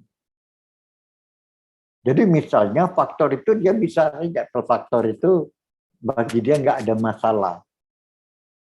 Tapi ada faktor yang lain, entah asam, entah suhu, entah kadar garam yang membatasi, maka itu menjadi faktor pembatas. Bisa terjadi seperti itu organisme yang misalnya dia tahan terhadap N yang berlimpah, tapi ada faktor lain yang berlimpah dia nggak bisa. Ya, misalnya fosfor berlimpah, nggak bisa. Ini sifatnya racun bagi dia. Ya, kita sempit, misalnya sempit itu misalnya masalah konsentrasi nanti.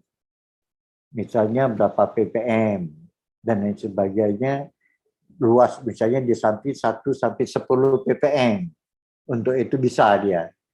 Tapi kalau faktor yang lain, dia hanya bisa antara 2 sampai 3 ppm. Begitu kembali ke 1, konsentrasi yang kurang, atau berlebih menjadi 4, 5 dan seterusnya, dia akan terpengaruh.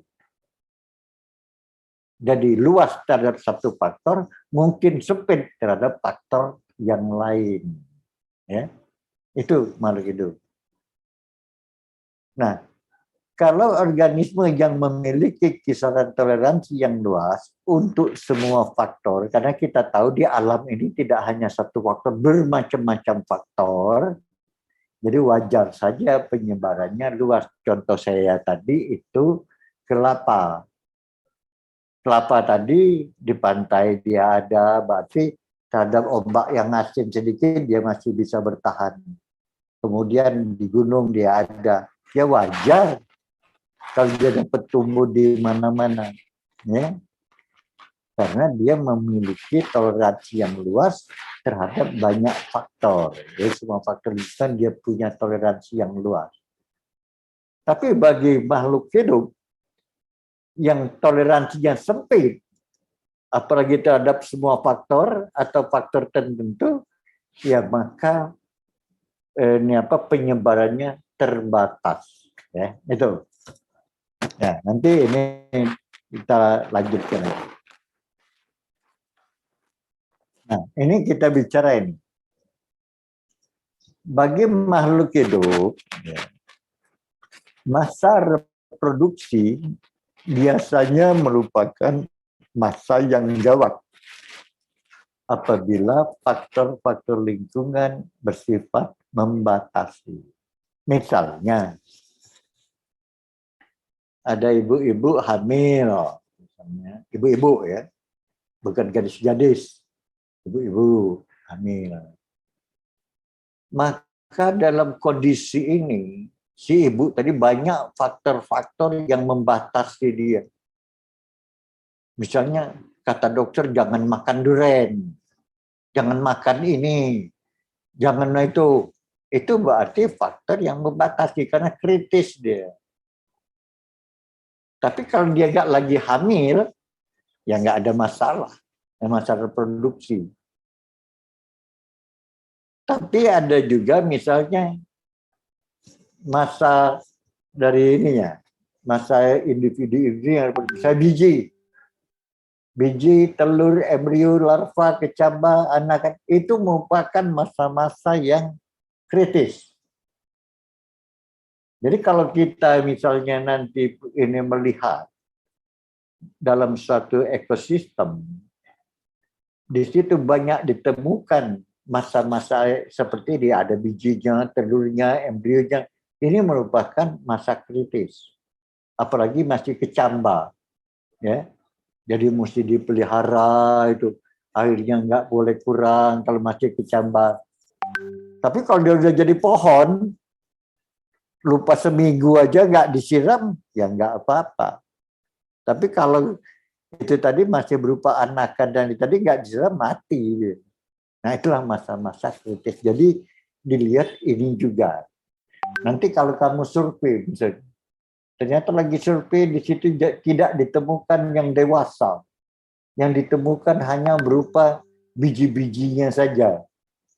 Nah artinya ekosistem itu memiliki masa kritis. Karena kalau biji-biji ini terbakar, hutan tadi terbakar, suhunya meningkat, naik, maka biji ini akan mati. Itu kritisnya itu di situ karena dia tidak tahan terhadap suhu tinggi, ya. Itu. Nah, jadi untuk menyatakan taraf toleransi relatif dari sini, maka kita pakai Uri atau steno. Uri atau itu lebar, steno itu sempit. Misalnya, ada organisme, dia stenotermal. Artinya, terhadap perubahan suhu, dia sudah terpengaruh, sempit kisaran toleransinya. Misalnya suhu dia bisa hidup itu baiknya itu antara 30 sampai 35 misalnya. Kurang dari situ dia terpengaruh, lebih dari situ dia terpengaruh. Artinya dia steno. Ada makhluk hidup bisa dari 10 sampai 35 atau dari 5 malahan. Dia bisa hidup. Itu berarti Uri, ya. Artinya kisaran toleransi luas terhadap suhu. Ada air kelembaban. Misalnya steno, kalau ada tanaman kekurangan sedikit air mati. Tapi ada yang tahan terhadap ini air yang banyak, misalnya nggak ada masalah, bisa ditemukan. Terendam air dia bisa, kekeringan dikit dia bisa. Nah, saya gelam tadi. Yang penting pH-nya asam. Tapi kalau misalnya pH-nya basah, walaupun ada air tidak air, mati karena dia luas terhadap satu faktor, sempit terhadap faktor yang lain. Ya, faktor pH dia sempit. Tapi faktor air dia luas. Garam, kadar garam. Ya, ada lagi makanan. Ini disebut stenopagik, sempit terhadap makanan, uripagik luas terhadap makanan. Kekurangan makanan dia aman, kelebihan makanan dia aman. Ini istilah ya, istilah. Masuk steno, uri itu istilah. Nah, jadi nanti kita itu setiap populasi, ini bicara populasi ya. Kalau populasi itu spesies. Ada yang di sini, kalau kita gradien lingkungan, misalnya apa di sini? Kadar garam, misalnya. Kadar garam ada mungkin makhluk hidup yang cukup di sini, kadar garam. Ya. Bisa dia di darat, di tawar, bisa juga di asin, ada. Ya. Sehingga distribusinya luas, penyebarannya. Jadi minimumnya di sini, maksimum di sini berarti luas. Ada yang sempit, dia cuma harus kadar garamnya. Kalau kadar garam itu per mil, misalnya 10 sampai 30 per mil, ya kalau 30 mil ada tinggi, ya laut itu 35. Nah misalnya antara 0,05 sampai kadar garam ya, antara 1 misalnya, dia cuma di sini. Ada yang di sini dia mesti misalnya antara 30 sampai 35 bukan. Yang net ini di tengahnya itu misalnya 20 sampai 25 ya per mil. Di sini misalnya 30 sampai 35. Ini yang banyak di tempat asin, ini bisa jadi ini di daerah Payau, ini di daerah Tawar. Spesies. Tapi ada spesies bisa ditemukan seperti ini. Bisa di tawar, bisa juga di asin. Ya. Oke. Paham ini ya? Ini kisaran toleransi. Kalau ini steno, sempit, ini siapa saja steno tadi banyak. Ada stenohalin, stenopagik, stenotermal, halin, termal, hidrik, ya kelembaban dan lain sebagainya. Nah, jadi begini. Kalau spesies yang steno, ya, kekurangan sedikit dia terpengaruh, kelebihan sedikit dia terpengaruh. Maka bagi kita dalam hal mengelola lingkungan atau ekologi, maka yang perlu kita perhatikan spesies atau populasi-populasi yang steno ini. Ya. Maka kita fokus pada steno, dia ini sempit terhadap apa? Suhu. Nah, maka kalau di situ ada kegiatan manusia yang bakal meningkatkan atau menurunkan suhu perairan, ya, atau suhu udara, maka spesies ini yang perlu kita fokus perhatikan. Jadi nggak usah yang lain. Kalau yang luas nggak usah. Misalnya di situ akan dibangun PLTU. Dan PLTU ini akan mengeluarkan air panas. Dan dari uap itu. Maka ada spesies-spesies yang steno ini akan terganggu. Spesies apa? Itulah butuh kajian. Itu bisa dilihat di pustaka. Ya, bisa dikaji di situ. Jadi fokus bagi orang-orang lingkungan atau ekologi dia pada spesies yang steno. Dan yang steno ini yang sering digunakan sebagai indikator petunjuk. Misalnya,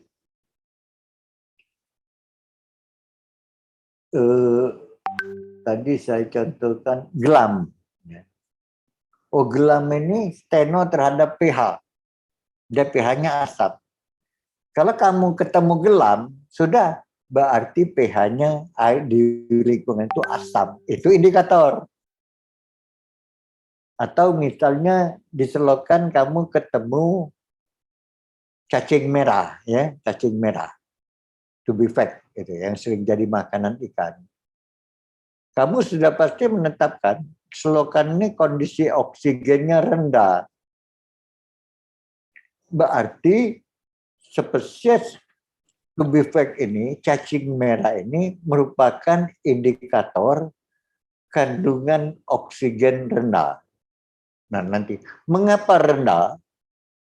Karena banyaknya kandungan bahan organik yang dibusukkan oleh mikroorganisme menyebabkan oksigen turun. Akibat oksigen terlarutnya turun rendah, maka tidak ada makhluk lain yang bisa hidup. Karena makhluk lain dia terbatas oleh kondisi oksigen. Tapi buat dia bisa hidup. Kalau nggak ada oksigen, bakteri yang anaerobik bisa ada, bisa tumbuh situ, atau spesies yang anaerobik. Tapi nggak akan kamu ketemu udang di selokan, karena udang itu peka terhadap oksigen. Makanya kalau melihara udang itu harus ada aerasi, peningkatan oksigen perairan. Ya. Jadi fokusnya bagi kita ahli ekologi dan lingkungan, jadi fokusnya kepada populasi-populasi yang steno. Apa saja? Kamu misalnya survei bahwa di situ terjadi pencemaran. Pencemaran apa? Pencemaran zat ini. Nah, di situ ada populasi apa saja, spesies apa saja. Kamu lihat, oh spesies ini sangat peka terhadap kandungan ini. Nah, menyatakan kamu menulis, akibat pencemaran ini, maka spesies-spesies ini terancam kepunahan atau mengalami kematian. Nah, itu nggak usah melihat yang luas. Yang luas kamu susah. Kelapa itu ada di mana-mana susah. Tapi melihat yang sempit-sempit itu, ya, kisaran toleransinya. Paham ya? Nah, jadi konsep gabungan. Keadaan apapun yang mendekati atau melampaui batas-batas toleransi dinamakan sebagai faktor yang membatasi atau faktor pembatas. Jadi kamu harus lihat dulu zat apa, materi apa, senyawa apa, dan lain sebagainya. Dan organisme apa yang membatasinya. organisme dikendalikan di alam oleh jumlah dan keragaman materi, di mana terdapat suatu kebutuhan minimum dan faktor-faktor fisik yang gawat. Jadi gini, tadi kita bicara materi. Materi ada dalam keadaan minimum. Dan juga faktor-faktor fisik, suhu, kelembaban, cahaya matahari, itu faktor-faktor fisik. Ya. Curah hujan, faktor fisik. Tapi kalau kebutuhan minimum ini bisa saja N, P, Cu, sulfur, dan lain sebagainya.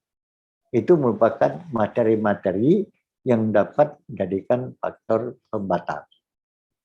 Misalnya ada spesies, ya, dia mengubah.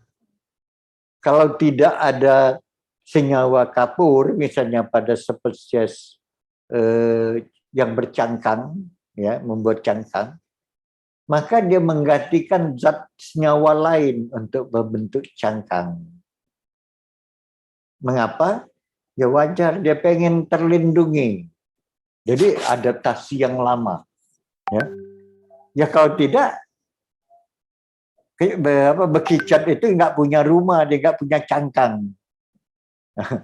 Jadi cangkang itu berfungsi untuk pelindung dia. Nah, biasa organisme ada yang mampu mengambil, mengubah yang lain. Sama seperti kita. Nggak ada nasi makan gaple. Nggak ada gaple makan tiwul. Nggak ada tiwul, nggak ada gaple makan pizza. Misalnya itu. Jadi mencari yang lain. Ya kalau saya nggak suka pizza, karena saya nggak suka keju. Itu faktor pembatas saya. Mungkin ada yang masalah ini alergi terhadap kacang misalnya. Oh, kita jarang, tapi orang-orang barat banyak alergi oleh makan kacang.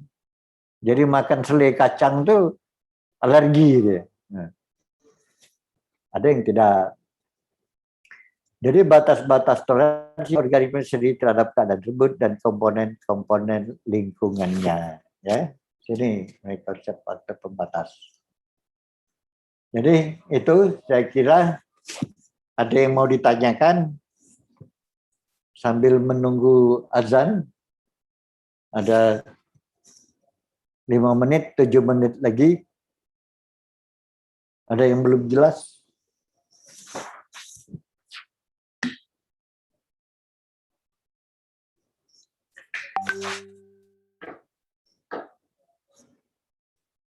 Silakan ditanyakan kalau ada yang belum jelas.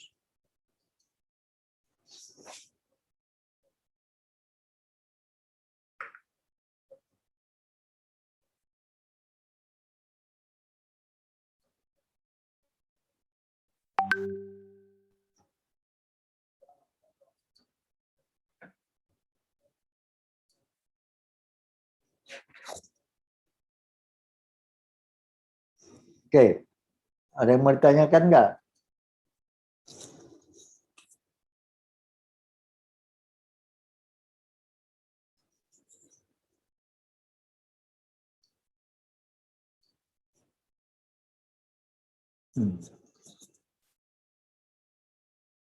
Jadi minggu depan kita ada tes ya. Minggu depan supaya saya punya nilai. Nah, ada tugas saya ya. Menjelaskan tentang aliran energi kemarin. Ya itu kumpulkan nanti sama itu. Iya Pak, ada Pak. Silakan.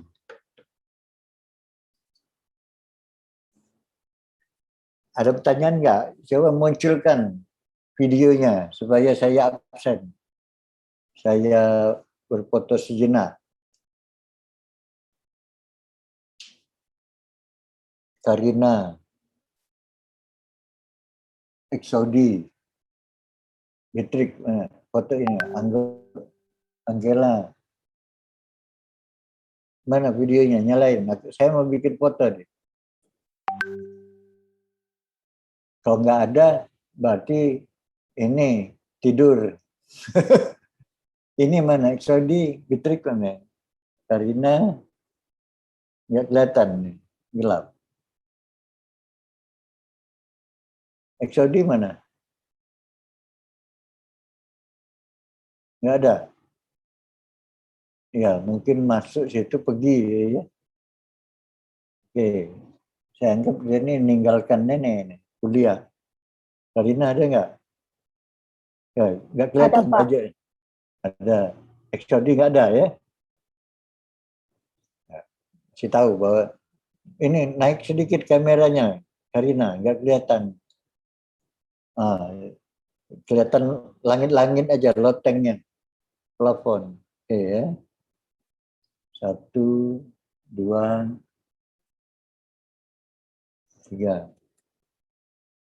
Oke. Berikut. Siti Nurbaiti, Anggi,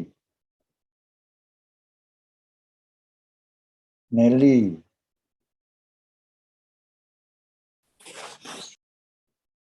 Nurbaiti, Siti mana? Nggak ada Siti, udah pergi. Nggak ada ya. Oke.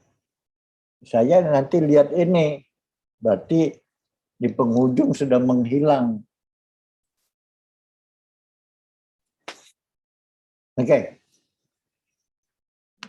Udah ini kita ketemu lagi minggu depan.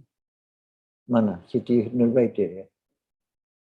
Ada Pak Nurbaiti, Pak. Mano? Ini udah. Mana wajahmu? Nggak kelihatan.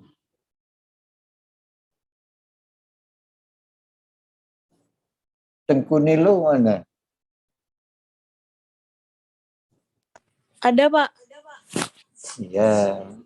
Saya ingin melihat ini ya, kameranya di wajah. Ya, Pak. Tadi nggak sengaja ke off cam. Mana Siti, wajahmu? Nah. Anggi mana Anggi?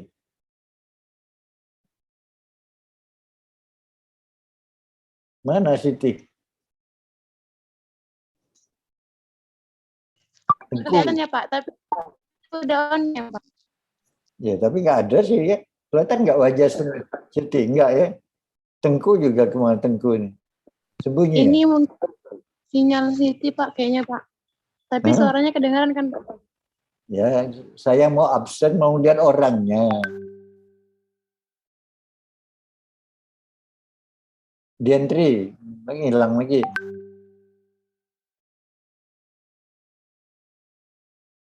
Mana Siti? Nggak ada fotonya.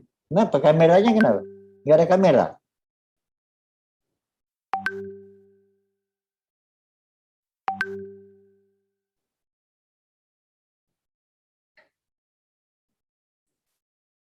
Nah, Siti nggak ada.